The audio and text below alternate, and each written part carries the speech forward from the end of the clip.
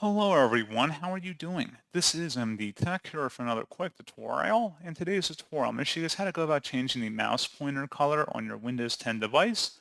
So this should hopefully be a pretty straightforward process here, guys. And without further ado, let's go ahead and jump straight into it.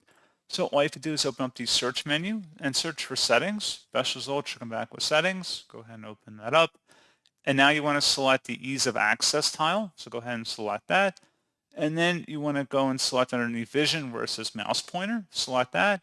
And then you can change the mouse pointer color by selecting different colors in here, and as well as picking a custom color or RGB code if you want.